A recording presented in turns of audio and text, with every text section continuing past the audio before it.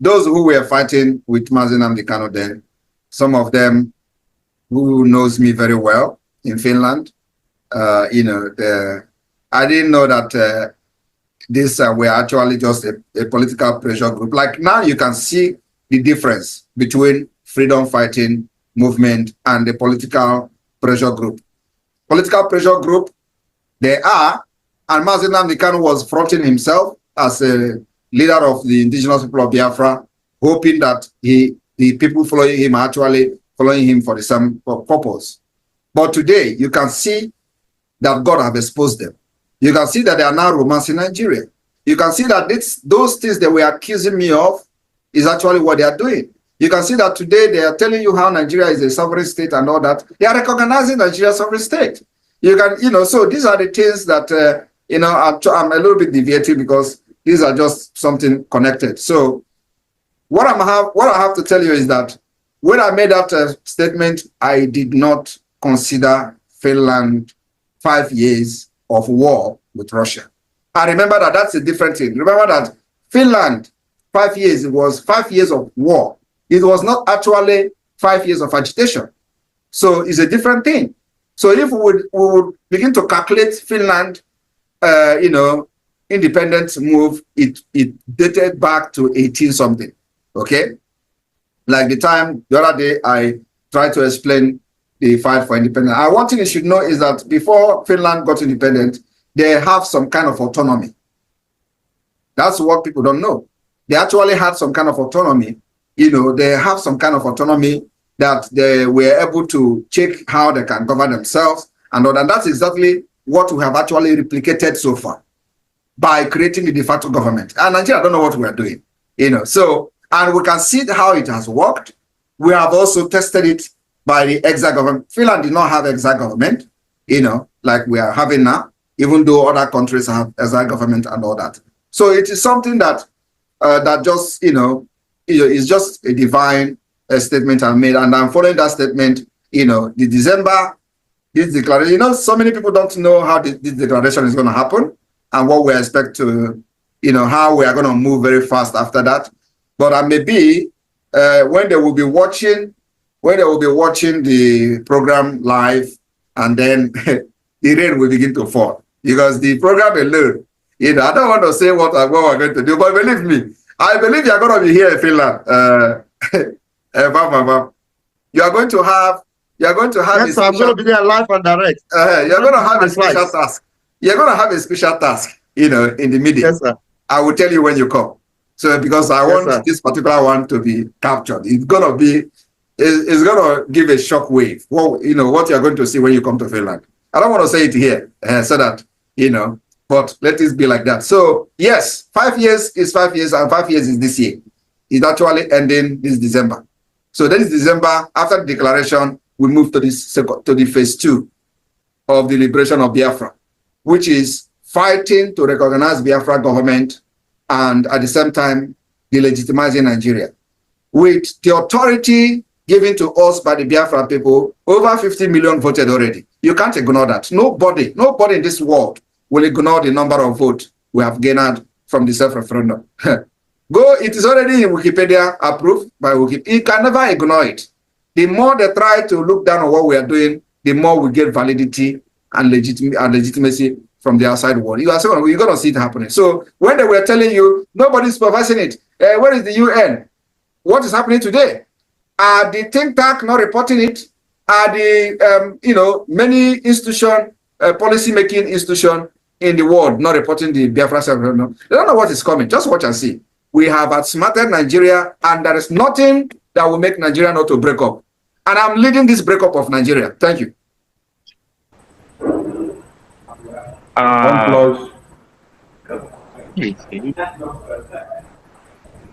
Yes, Obatobi, you are welcome to United States of America.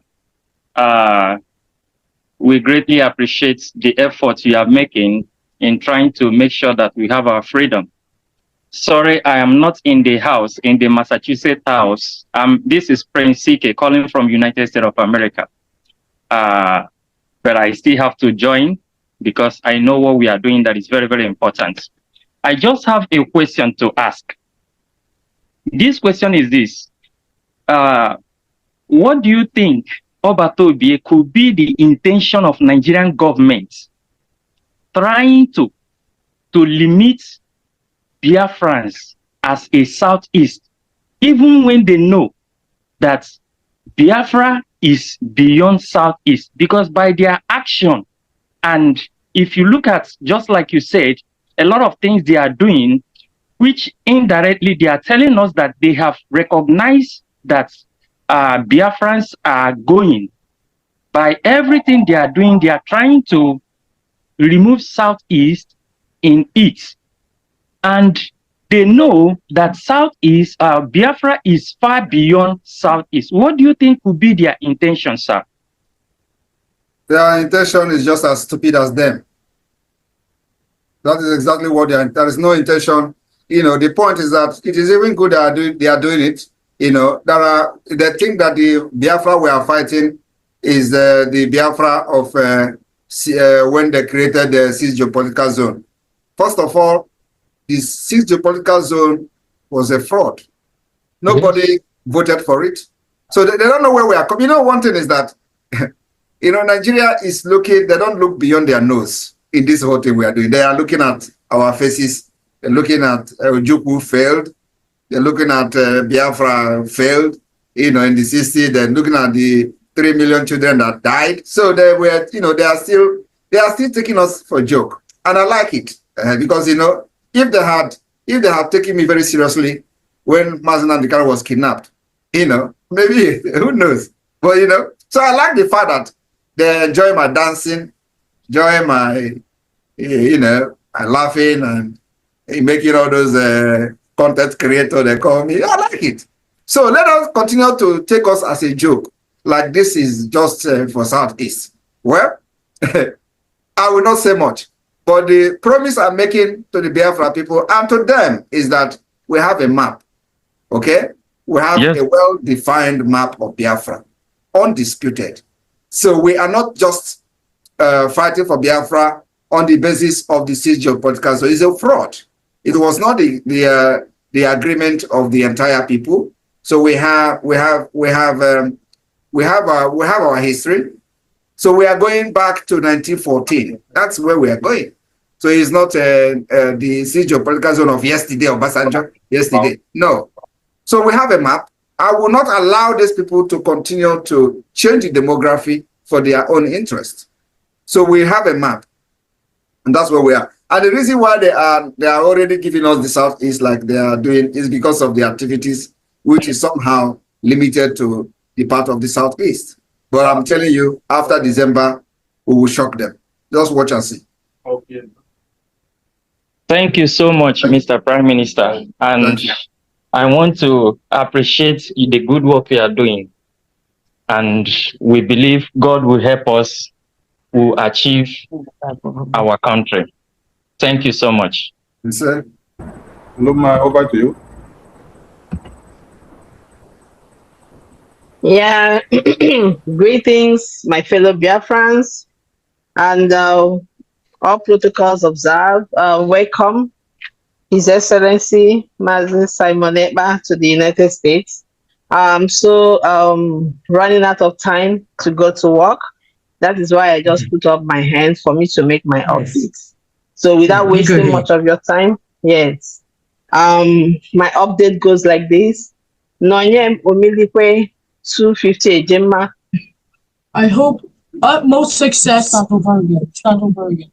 Dear Honorable Prime Minister Simon Ekpa and Nandi Kanu, you're strong in every single way. I hope utmost success for the freedom of Biafra as the country grows in its economy and culture. You both are strong, worthy, and wonderful. I've never seen any more determined person that's more brave than you. I hope someday Biafra will become a strong country with many men to fight and serve. The wonderful country of Biafra. I believe Biafra will become a strong and powerful country. One day, Biafra will be known as power and strength. Thank you very much. We will definitely be one of the powerful country, and you the young one will sustain it. Remember that. Remember that we give a lot to fight for this freedom when it comes.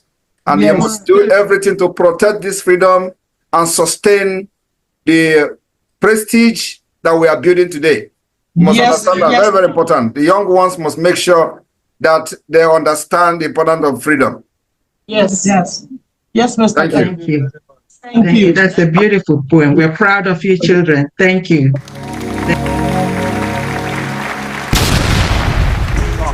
Superstars, media. My people, my Biafra people, how wanna day today? I say good morning, good afternoon, good evening, good night, depending from where you're listening to the sound of my voice. My people, no time for introduction for this one. I will go straight to the point on this one.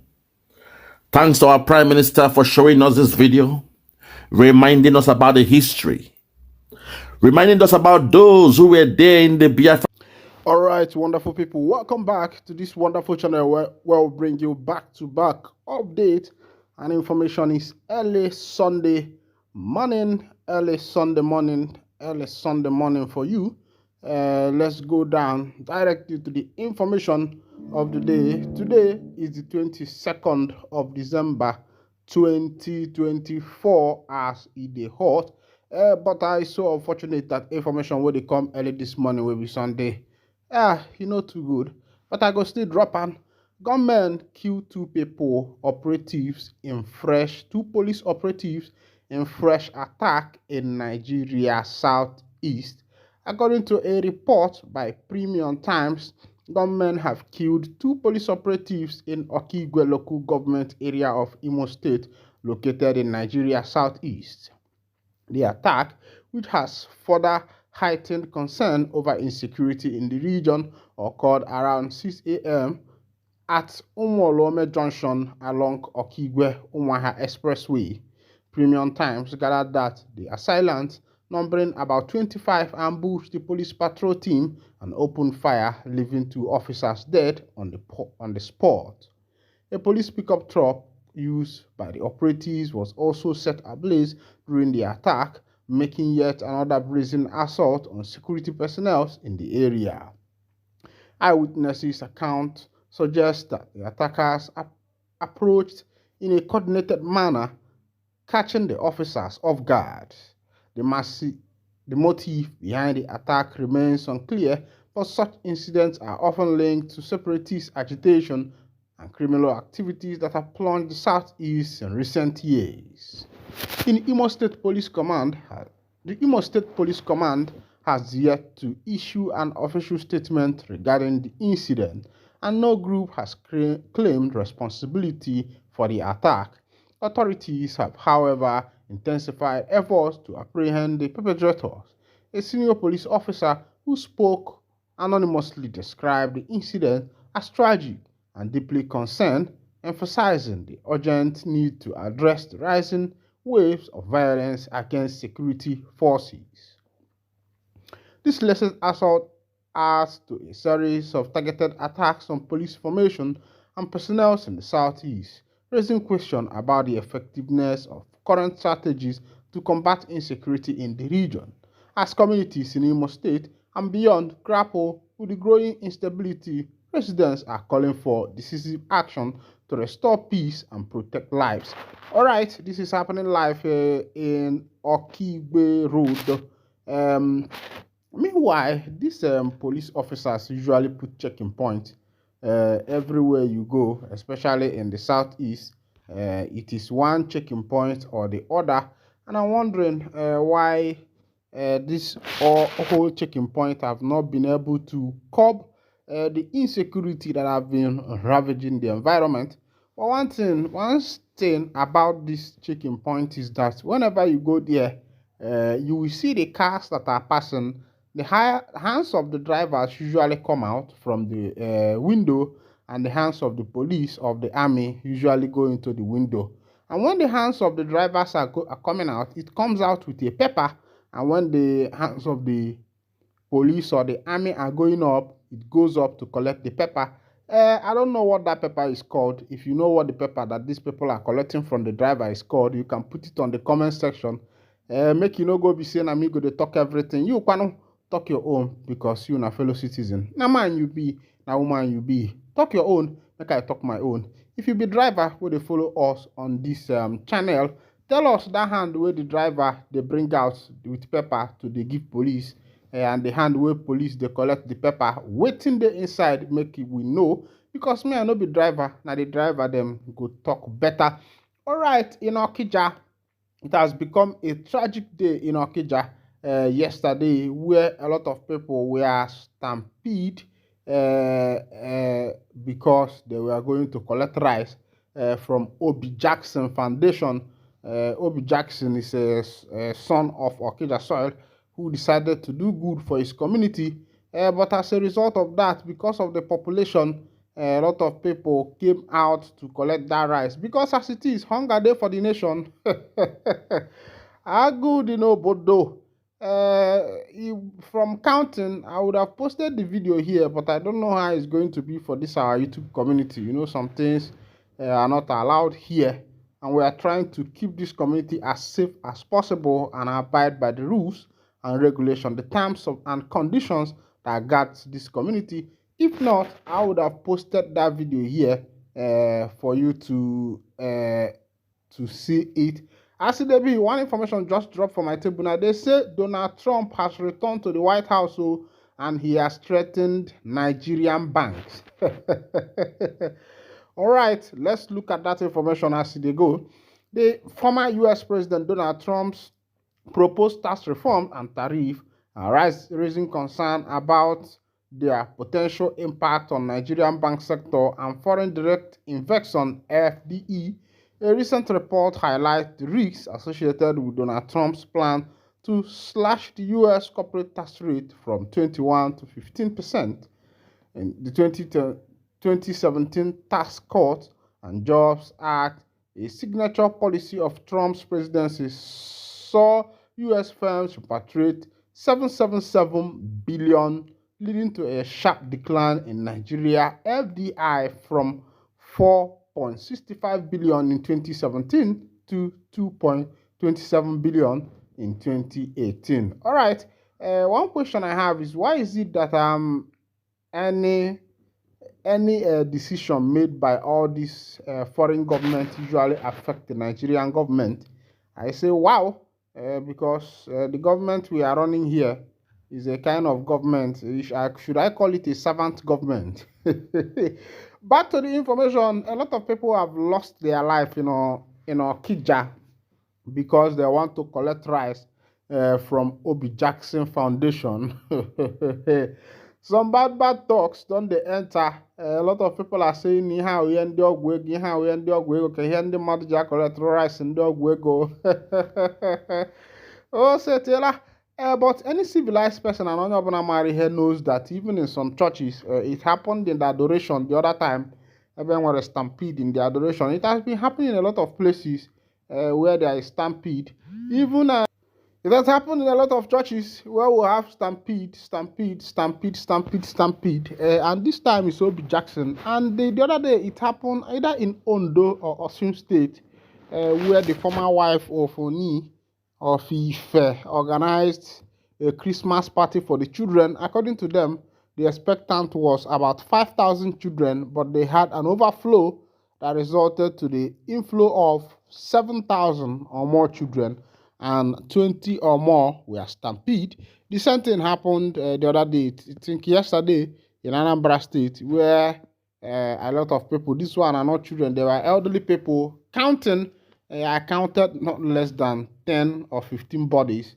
I counted on that video. I don't want to post the video here in order to protect our community, where you and I, they collect good information. Bikonu, ndị na-eke rice, people like Obi Jackson and other people who would want to share rice, please do it in a way that the citizens and Ndi Oborogi will not be stampede, because if that happens, you will be labeled on your way go. As it be, Insecurity, Anambra community invites soldiers to protect indigenes at Christmas. This one they happen for Nimo in Njikoka local government area of Anambra State has invited military men to help secure the community during the Yuletide. There have been cases of insecurity in most communities in Anambra State, leading to killings, abduction, and armed robbery in most cases. A member of the cabinet of the traditional ruler of the community, who is also the security coordinator of the town, Mr. Stephen Willier, told journalists on Saturday that the decision by the cabinet was because of the infiltration of the community by persons suspected to be criminals. He said these unknown gun people have been camping in our land, a large expanse of land in the outskirts of the community, and we suspect that they are criminals. It is already Christmas, and most of our people who live in the US, UK, and other places will be coming home. So the cabinet of the traditional ruler of our community, Owele Ike Maxi Oliebi, decided that it would be good to protect our people during this period. Boulier said the community has also equipped the local vigilantes to be able to combat any external forces that they may pose a challenge to the community, while adding that there was no truth in the information flying on social media that the soldiers were invited to extort or molest the people. He explained that the community had previously reported the invasion of their land by unknown gun persons to the police and DSS, but no action had been taken. He emphasized that the traditional ruler Igwemasi Ike Oliobi did not invite the soldiers to intimidate the citizens, as alleged by an indigene of the community, Chibike Owaji, in the town's WhatsApp platform. The security coordinator revealed that 3 prominent indigenes had been attacked in various parts of the community, including Market Square. He added that the hoodlums have also drawn a list of prominent Nimo people they plan to attack. He begged Professor Chukwuma Charles Soludo led government to come to their aid to ensure that the hoodlums are dislodged from their land. Alright, this is what is currently being faced in the southeastern part of Nigeria, ala Biafra, ala Igbo. Formerly, it was not like this. I remember Mbwezi Nokokwa, not even long time ago, just like 5 or 6, 7 years ago, when our people usually come home safely, even in the Nobodo, if you're not chacha with in the Ochaha, enjoy amichono, eri amichono. But now, things has actually changed. Meanwhile, this is where I'll be winding down the curtain.